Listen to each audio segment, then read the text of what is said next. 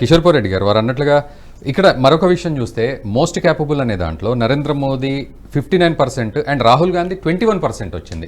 And మిగతా వాళ్ళకంటే మమతా బెనర్జీ ఒక సీఎంగా ఉండి, అరవింద్ కేజ్రీవాల్ సీఎంగా ఉండి వాళ్ళకి కేవలం 9% మాత్రమే వచ్చింది.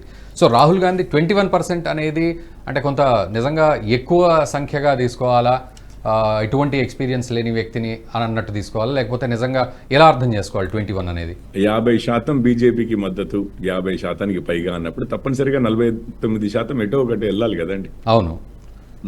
ఆ 49%లో అంటే ఇప్పుడు యూపీఏ తీసుకుందాం, 57% అన్నాం. 57% అంటే ఆబ్వియస్లీ 43% బయట ఉంది.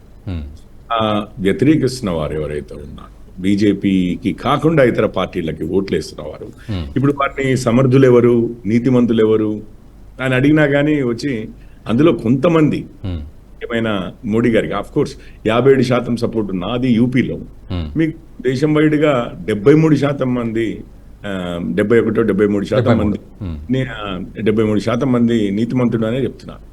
అంటే అపోజ్ చేసే వాళ్ళలో కూడా కొంతమంది ఇదని చెప్తున్నారు. కానీ కొన్ని క్వశ్చన్స్కి వచ్చేసరికి ఏంటంటే పార్టీ పరంగా వాళ్ళ అభిప్రాయం ఏదున్నా కానీ పార్టీ పరంగా కూడా కొన్ని చెప్పవలసి వస్తుంది. అన్ని చెప్పి అన్నిట్లలో మోడీ గారే బెటర్ అని చెప్పేసి కాకపోతే మేము కాంగ్రెస్కి ఓటేస్తున్నామంటే అది బాగుంటుంది కదా.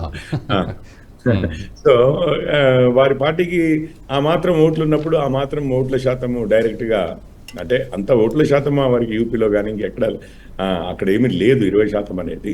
కాకపోతే దేశం మొత్తంలో ఉన్న ఆపోజిషన్ ఓట్ షేర్ ఏదైతే ఉందో అందులో వాళ్ళు ఏం చేస్తారు, ఇప్పుడు ఎన్డీ అలయన్స్ గా ఉంది చేయబట్టి ఇక ఇందులో మాకు క్యాండిడేట్ గా ఎవరు ఉండాలి అని అంటే మిగిలిన వారంతా ఒక్క రాష్ట్రానికి మాత్రమే పరిమితమైన వారు చేయబట్టి ఇప్పుడు మమతా బెనర్జీ గారే కానివ్వండి, పెద్దగా బయట ఏమీ లేదు కదా, శరద్ పవారే కానివ్వండి లేకపోతే ఇంకెవరైనా కానీ లాలూ ప్రసాద్ యాదవ్ గారే కానివ్వండి, వారి అబ్బాయి తేజస్వి కానివ్వండి, ఇక్కడ ఎస్పీ మన రాష్ట్రంలో కూడా పోటీ చేస్తూ ఉంటది. కానీ మీకు తెలిసిందే ఇక్కడ ఏదో పార్టీ నడుస్తూ ఉంటుందని కాదు, బీఫామ్స్ కోసం అని చెప్పి ఇతరత్ర ఏ పార్టీలోని దొరకని వాళ్ళు బీఫామ్ కోసం అని చెప్పి లాస్ట్ మూమెంట్ లో వెళ్ళి బీఎస్పీ బీఫామ్ తెచ్చుకుని ఒకవేళ పొరపాటున గెలిస్తే ఏమంటే మళ్ళీ అధికార పక్షంలో వెళ్ళి జాయిన్ అవ్వడం అది ఆనవాయితీగా మారిపోయింది. ప్లాట్ఫామ్ లాగా వాడుకుంటారు లాస్ట్ మూమెంట్ లో. కానీ అది కూడా ఒక రాష్ట్రానికి పరిమితమైతే ఉత్తరప్రదేశ్, అంతకైతే ఉత్తరప్రదేశ్ లో ఉన్నవారు అంతకుముందు అవిభాజ్య ఉత్తరప్రదేశ్ లో ఉన్నవారు అంటే ఇప్పుడు ప్రస్తుతానికి ఉత్తరాఖండ్ లో కూడా కొంత ఇన్ఫ్లుయెన్స్ ఉండొచ్చు ఈ పార్టీలకి, అంతకుమించి పెద్దగా లేదు కదా. సో దేశం మొత్తము చూస్తే సరే ఇక రాహుల్ గాంధీ అన్నది వస్తుంది అనమాట, మిగిలిన వాళ్ళందరికీ రాష్ట్రాల తరఫున వచ్చిన. సో 20% రావడం అది ఆశ్చర్యజనకం ఏమి కాదు, గివెన్ దేర్ ఓట్ షేర్ అంటున్నాం. ఓకే. అండ్ సురేష్ కొచ్చేట్ల గారు ఇక్కడ రిగార్డ్లెస్ ఆఫ్ లోకల్ గమనించాల్సింది ఏంటంటే ఎన్డీఏకి బీజేపీకి ఓటు వేయని వారు కూడా ఒక 20-25%, 30% మంది, 40% దాకా కూడా 40-45% దాకా. అంటే ఇప్పుడు ఒక 50% ఓట్ షేర్ బీజేపీకి వచ్చింది అని అంటే మిగిలిన 50 ఆపోజిషన్ అనుకుంటే కూడా ఇండియా లేదు, ఊరికే అంటున్నాను 50 కంటే రావాలి. మొత్తం మీద అన్ని రాష్ట్రాల్లో కలిపి విడిపోయి ఉంటుంది కాబట్టి ఒక 50% వచ్చిన ఇందులో దాదాపు ఒక 23% అడిషనల్ గా అంటే దాదాపు ఆ 50లో 50% మంది అంటే ఈవెన్ మీకు ఓటు వేయకపోయినా కానీ మోడీ గారు చాలా నీతిమంతుడు, ప్రజలకు పట్టించుకుంటారు అని చెప్పి అయితే వారు కూడా నమ్ముతున్నారు. ఇది నెక్స్ట్ ఎలక్షన్స్ లో మా ఓటర్ అవ్వబోయేవారండి. దీంట్లో ఉన్న దాంట్లో ఇంకో సగం మంది కూడా బీజేపీకి నెక్స్ట్ ఎలక్షన్ కల్లా వారు ఓట్లు వేసే స్థాయికి వస్తారని చెప్పి అనిపిస్తుంది నాకైతే. ఓకే. అండ్ వన్ మోర్ అండి, ఇక్కడ రిగార్డ్లెస్ ఆఫ్ లోకల్ క్యాండిడేట్ ఇందాక మీరు అన్నారు కేవలం నా మొహం చూసి వేయండి అని. సో ఆ విషయంలో కూడా 85% బీజేపీ ఓటర్స్ మేము వేస్తామని అంటున్నారు. అయితే ఇక్కడ కొంత విమర్శ ఒకటి ఉంది, అంటే కేవలం మోదీకా గ్యారంటీ అని అనడం, అంటే ఒక వ్యక్తినే దాన్ని పాలించినట్లుగా చూపెట్టడం పార్టీ లేదంటే ఇందులో ఏంటి అంటే మోదీకా గ్యారంటీ అనేది ఏంటి, ఇప్పుడు ఈ ఎలక్షన్లలో ప్రధానమంత్రి ఎవరు కాబోతున్నారు అన్న ప్రశ్నకి ఇండైరెక్ట్ సమాధానం. ఓకే, ఇప్పుడు ఒకటి ఫస్ట్ థింగ్ అంటే ఇప్పుడు మోడీగా గ్యారంటీ అనగానే ఎందుకు మోడీగా గ్యారంటీ, వై నాట్ బీజేపీగా గ్యారంటీ, రైట్? ఎందుకు మోడీగా గ్యారంటీ అంటే ఇది ప్రధానమంత్రిని ఎంచుకునే, మనకు ఇది ప్రెసిడెన్షియల్ ఎలక్షన్ కాదు చేయబట్టి డైరెక్ట్ గా ప్రధానమంత్రి క్యాండిడేట్లే ఫైట్ చేసుకోరు చేయబట్టి ఇది ఎంపీ ఎలక్షన్ కాబట్టి, Okay. అంటే పార్లమెంటరీ వ్యవస్థ చేయబట్టి మనం ఏదో ఎంపీల కోసం ఓట్లేస్తున్నాం అనుకుంటున్నాము. కాదు, ఇది బీజేపీ ఎన్డీఏ మీరు వేసే ఓటు అది మోడీ గారు ప్రధానమంత్రి అవడానికి ఇదవుద్ది. అండ్ మోడీ గారిది 10 సంవత్సరాలు మీరు చూశారు కదా ఇక్కడ ప్రధానమంత్రిగా, ఇంకొక 15 సంవత్సరాలు గుజరాత్ ముఖ్యమంత్రిగా.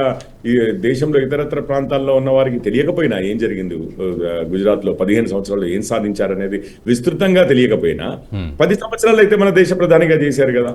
వారు చేసిన మోడీ హైతో ముమ్కిన్ హై అని చెప్పి ఎప్పటి నుంచో దశాబ్దాల నుంచి ఎవరు వీటిని ఛేదించలేరు అన్నటువంటి సమస్యలని ఆర్టికల్ 370, ఆర్టికల్ 370ని నిర్వీర్యం చేయడమే కావచ్చు, ఇన్స్టెంట్ ట్రిపుల్ తలాక్ ని అబాలిష్ చేయడమే కావచ్చు, దానికి శిక్ష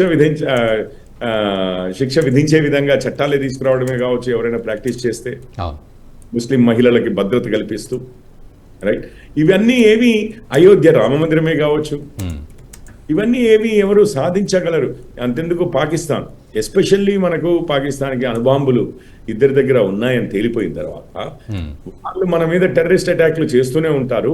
కానీ మనం ప్రతిస్పందిస్తే ముందే పాకిస్తాన్ జనరల్స్ వీళ్ళు తెలుసు కదా, మిలిటరీ ఎక్కువ ఆధీనంలో ఉంటది పాకిస్తాన్ దేశమంతా, వాళ్ళు అణుబాంబులే వాడతారేమో.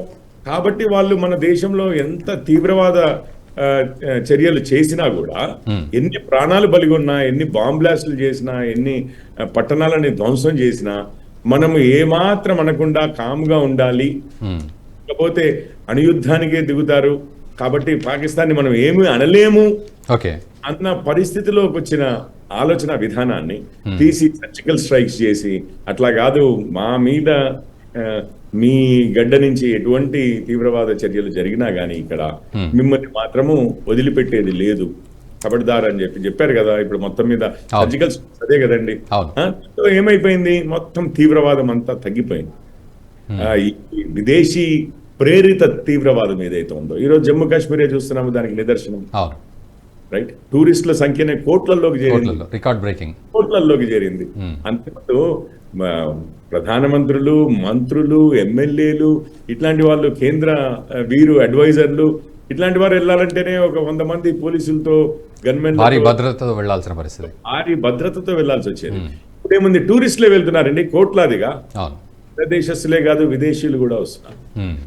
ఆ పరిస్థితిలో మార్పులే కానివ్వండి, ఇవన్నీ ఎవరి వల్ల సాధ్యం కానివి మోడీ గారి వల్ల సాధ్యం అవుతాయి అన్నది ఏదైతే ఉందో, మరి అట్లాంటి ట్రాక్ రికార్డ్ ఉన్నప్పుడు ఇది మోడీ యొక్క గ్యారంటీ అని చెప్పడము. ప్లస్ ఇది మోడీ యొక్క గ్యారంటీ అని ఎందుకు అంటే, ఇది మనము ఎంపీలను ఎన్నుకుంటున్నామని అనుకోవచ్చు కాక మనం డైరెక్ట్ గా, కానీ ఎవెన్చువల్లీ ఇది ప్రైమ్ మినిస్టర్ని ఎన్నుకోవడానికి జరుగుతున్న ఎలక్షన్ కూడా అన్న దృష్టి ప్రజల దృష్టిలోకి రావాలి అని అంటే, ఒక వ్యక్తిని నిలబెట్టి, ఇగో వీరు లీడరు, వీరి ట్రాక్ రికార్డ్ ఇది, వారు ఒక్కసారి ఒక మాట చెప్పారు అంటే, ఇప్పుడు అది పార్టీ చెప్పినట్టే, ఎన్డీఏ చెప్పినట్లే, కానీ వారు చెప్పారు అంటే వారిని చూశారు కదా ఇన్ని రోజులు, ఇది డబుల్ ధమాకా అండి. అంటే ఒక విధంగా ఇప్పుడు అఫ్ కోర్స్ మోడీ గారి గ్యారంటీ అని అంటే అది తప్పనిసరిగా ఎన్డీఏ గ్యారంటీ, కానీ ఎన్డీఏ గ్యారంటీ అన్న దానికన్నా కూడా మోడీ గారిది అని అంటే బోత్ ప్రైమ్ మినిస్టీరియల్ ఎలక్షన్ అనేది, ప్రైమ్ మినిస్టర్ ఎంచుకుంటున్నాం అనేది, ఇటు పార్టీలన్నీ కలిసి నాయకుడిని సపోర్ట్ చేస్తున్నాయనేది, సమర్థిస్తున్నాయనేది వారి ట్రాక్ అనేది, 3 విషయాల మీద కూడా ఒకేసారి దృష్టి మళ్లించడానికి అవకాశం. ఈ వీడియో మీకు నచ్చినట్టయితే లైక్ చేయండి, 10 మందికి షేర్ చేయండి, అలాగే కామెంట్ల రూపంలో మీ అభిప్రాయాలను మాతో పంచుకోండి. Nationalist hub group of channels ను సబ్స్క్రైబ్ చేసుకుని తెలుగునాట జాతీయవాద జర్నలిజాన్ని ప్రోత్సహించండి. ఈ వీడియో కింద ఉన్న బెల్ ఐకాన్ పై క్లిక్ చేయడం మర్చిపోవద్దు.